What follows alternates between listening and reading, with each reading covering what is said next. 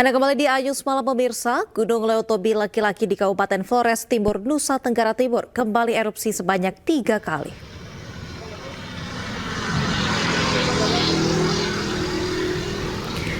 Ketinggian kolom abu erupsi Gunung Leotobi laki-laki yang terjadi sejak pukul 00 hingga 12 WITA antara 500 meter hingga 1.200 meter dari puncak gunung. Selain erupsi, gempa hembusan, gempa tektonik dan juga tremor masih terjadi dan terekam dari pos pengamatan gunung api. Berdasarkan laporan PVMBG, aliran lava pijar mengalir ke sebelah barat sejauh 3.800 meter dari pusat erupsi. Terkait hal tersebut, warga diminta tidak beraktivitas dalam radius 5 km hingga 6 km. Sementara itu pemirsa, masih terdapat 7 ribuan pengungsi yang menempati 5 posko pengungsian.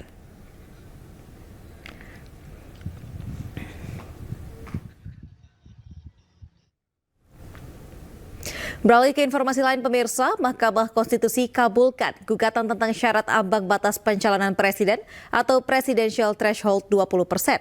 Dan selanjutnya pasangan calon presiden dan juga wakil presiden bisa diusulkan oleh partai politik tanpa harus memiliki kursi di DPR.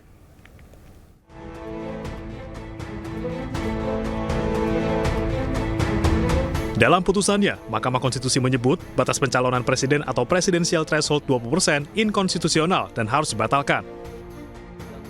Ketua MK Soehartoyo mengatakan bahwa pengusulan pasangan calon presiden dan wakil presiden oleh partai atau gabungan partai politik tidak didasarkan pada presentasi jumlah kursi di DPR atau suara sah nasional.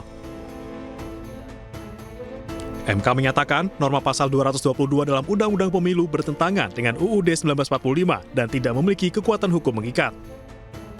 Amar putusan mengadili 1. Mengabulkan permohonan para pemohon untuk seluruhnya.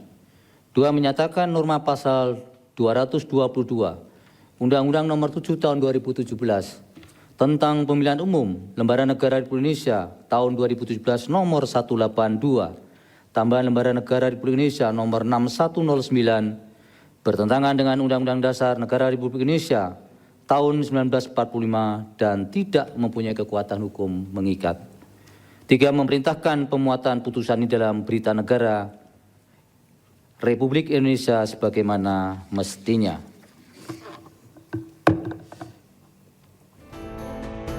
Ketua MK menjelaskan, 2 dari 9 hakim Mahkamah Konstitusi, yakni Anwar Usman dan Daniel Yusmik Pevok, memberikan dissenting opinion dalam putusan MK menghapus ambang batas pencalonan presiden atau presidensial threshold 20%.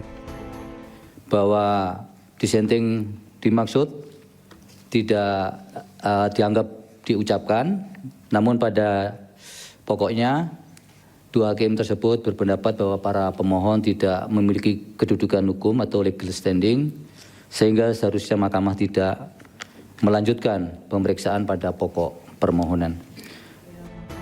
Keduanya menyatakan para pemohon dalam uji materi pasal 222 Undang-Undang Nomor 7 Tahun 2017 tentang Pemilu tidak memenuhi syarat legal standing, sehingga perkara seharusnya tidak dilanjutkan.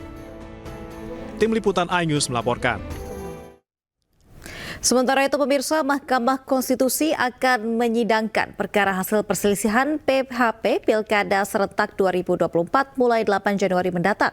Menko Hukum Yusril Iza Mahendra menyebut pemerintah tidak dapat mencampuri proses hukum yang berlangsung. Namun pemerintah siap memberikan keterangan jika diminta oleh MK. Itu ada kejaksaan, ada kepolisian untuk juga memberikan laporan terhadap apa yang sesungguhnya terjadi di daerah. Jadi kalau pihak itu memohon ada pelanggaran TSN misalnya, ya silakan dia dalilkan, tapi MK juga akan meminta keterangan secara adil dan berimbang kepada semua pihak yang terlibat dalam proses ini.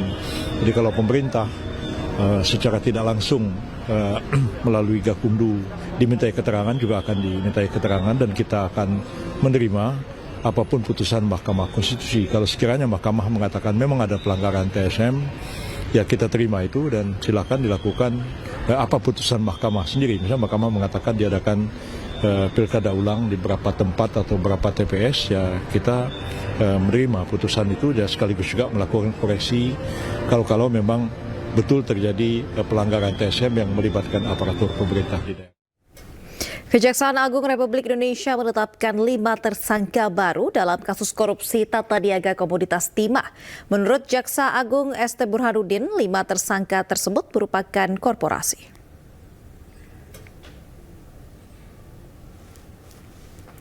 5 tersangka baru tersebut diungkapkan Jaksa Agung ST Burhanuddin dalam konferensi pers tingkat Menteri Des Koordinasi Pencegahan Korupsi dan Tata Kelola di Kejaksaan Agung. Menurut Burhanuddin, 5 tersangka korporasi tersebut dalam waktu dekat akan segera diumumkan perkaranya ke publik.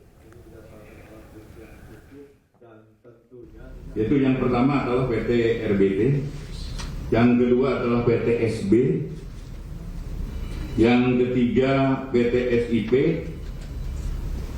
yang keempat PT TIN, dan yang kelima PT PIP.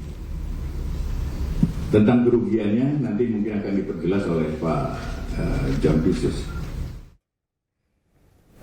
Partai Solidaritas Indonesia menanggapi terkait Presiden ke-7 Republik Indonesia Joko Widodo yang masuk dalam daftar pemimpin terkorup di dunia berdasarkan survei OCCRP. Partai yang diketuai oleh anak bungsu Jokowi itu berpandangan survei tersebut berasal dari barisan sakit hati yang kalah di Pilpres 2024.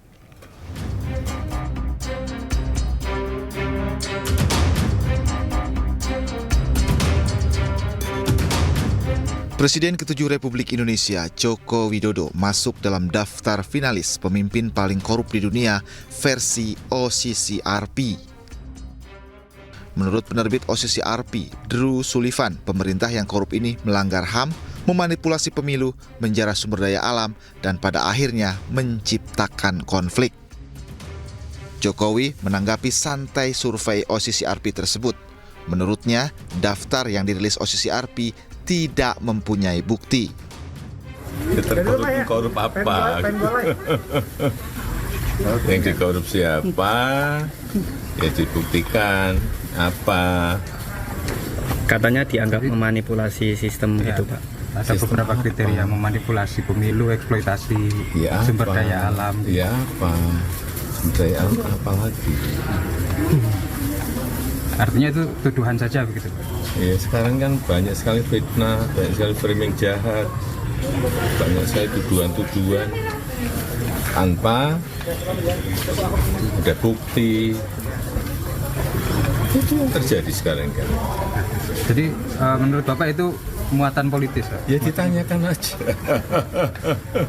Tanyakan aja, orang bisa memakai kendaraan apapun lah. Bisa pakai NGO, bisa pakai partai, bisa pakai ormas untuk menuduh, untuk membuat framing jahat, membuat tuduhan jahat-jahat seperti itu. Ya. Hal senada juga disampaikan Partai Solidaritas Indonesia. Dalam akun media sosial X, Waketum DPP PSI Andi Budiman menyebut hasil riset OCCRP merupakan suara barisan sakit hati yang kalah di Pilpres 2024. Andi menyebut barisan sakit hati tersebut yang memobilisasi suara survei OCCRP. OCCRP adalah organisasi jurnalisme investigasi terbesar di dunia yang berkantor di Amsterdam, Belanda. Lembaga independen ini merilis sederet finalis untuk kategori kejahatan organisasi dan korupsi. Salah satunya adalah Joko Widodo. Selain Jokowi, ada pula Presiden Suriah Bashar al-Assad, Presiden Kenya William Ruto, Presiden Nigeria Bola Ahmed Tinubu, dan pengusaha India Gautam Adani yang masuk dalam daftar finalis pemimpin yang korup di dunia versi OCCRP. Tim Liputan iNews melaporkan.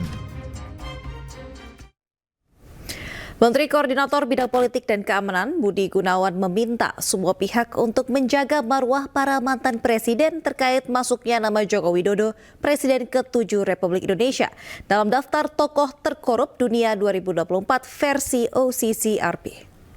Ya, biar bagaimanapun presiden itu kan warga negara terbaik ya di setiap negara. Nah, kita harus menghargai legasi beliau. Dan kita harus jaga betul marwah presiden ya, untuk langsung mantan presiden. Artinya dijadikan sebagai tokoh terkorup itu gimana Pak Menko? Jangan berpolemik ke bawah ke sana, yang penting tetap kita jaga kerukunan persatuan kita dan jaga marwah mantan presiden kita. Pemirsa, sebuah mobil listrik meledak di luar Trump International Hotel di Las Vegas, Amerika Serikat. Sopir truk dilaporkan tewas. Sesaat lagi tetap bersama kami di Ayus Malam.